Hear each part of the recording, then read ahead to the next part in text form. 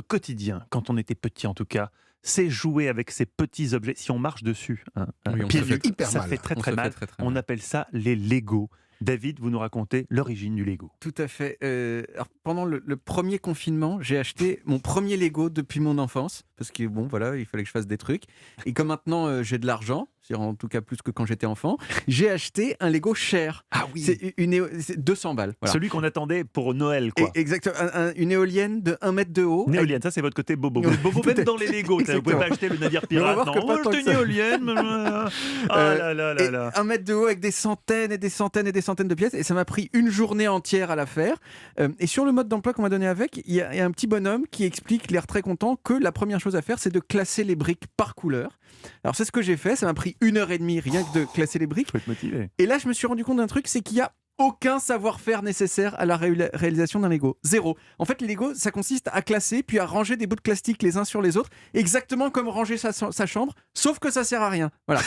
Et c'est peut-être tout simplement aussi que faire des Lego quand on a 38 ans, c'est pas une super idée. Ce qui est une bonne idée, en revanche, c'est de répondre à la question, mais d'où ça vient les Lego? Bah voilà, les origines. Voilà. Alors, vous savez en gros que les histoires d'invention elles peuvent se séparer en deux groupes. Les joyeuses où l'inventeur devient millionnaire, comme le Trivial Poursuite, Oui. le Tipex, les nouilles instantanées, et les histoires tristes où l'inventeur touche peu ou pas d'argent pour son invention. Oui, mais je vous arrête là-dessus. Il y a une troisième catégorie parce que vous classez où l'ornithorynque?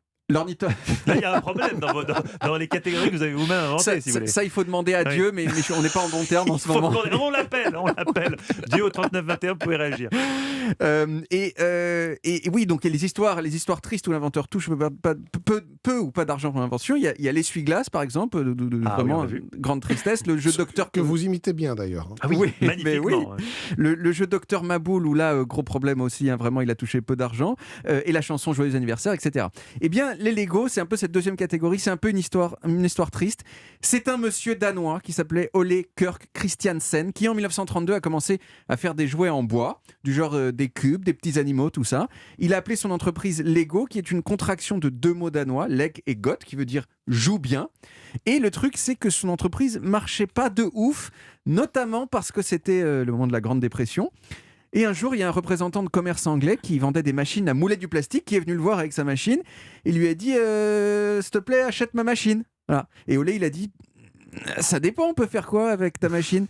Et là, je reproduis ce dialogue. Ce Bien sûr, dialogue, ce n'est ouais. pas historique. Voilà. C'est traduit du danois. Exactement, bah oui, ça devait être Très, très bien joué d'ailleurs. Et là, le représentant, il a sorti un jeu de construction fabriqué en Angleterre par une entreprise qui s'appelait Kiddicraft. C'était des petites briques en plastique qui s'emboîtaient les unes dans les autres. Ah, donc Et Lego n'a pas inventé le Lego, Et quoi. franchement, je les ai vus. C'est juste pratiquement exactement des briques de Lego. Ah. Et monsieur Christiansen, ce FDP, il a acheté la machine, il a légèrement modifié les blocs, notamment il a fait en sorte qu'ils s'emboîtent quand même un petit peu mieux les uns dans les autres. Et quelques années plus tard, il a sorti ses premiers jeux de briques Lego qui étaient des copies améliorées de Kiddicraft. Quel scandale. Mais oui, et ce sont les Lego, et non pas Kiddicraft, qui ont eu un succès planétaire. Kiddicraft, j'imagine que personne ne connaissait Non. ici. Succès, il faut le dire, qui a quand même été augmenté quand ils ont inventé les petites figurines à la fin des années 70, celles qui ont les bras comme ça avec les mains en C, vous savez, et pas d'articulation au genou, ce qui fait que la seule façon qu'ils ont de se baisser, c'est de faire la révérence comme les Japonais.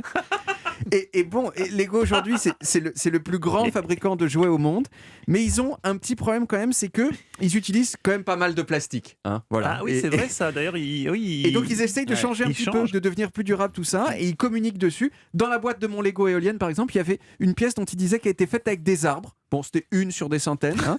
Et même si du point de vue écologique, quand même, cette éolienne, elle était bizarre parce que une éolienne, c'est censé tourner avec une énergie renouvelable qui est le vent. Mais là, mon éolienne en Lego, elle tourne avec des piles. Voilà. Donc il faut C'est une ce qui se énergie. passe avec les véritables éoliennes aujourd'hui. Non, Stéphane. Donc il faut une c'est énergie non renouvelable pour faire tourner de façon inutile un objet qui imite une source d'énergie renouvelable.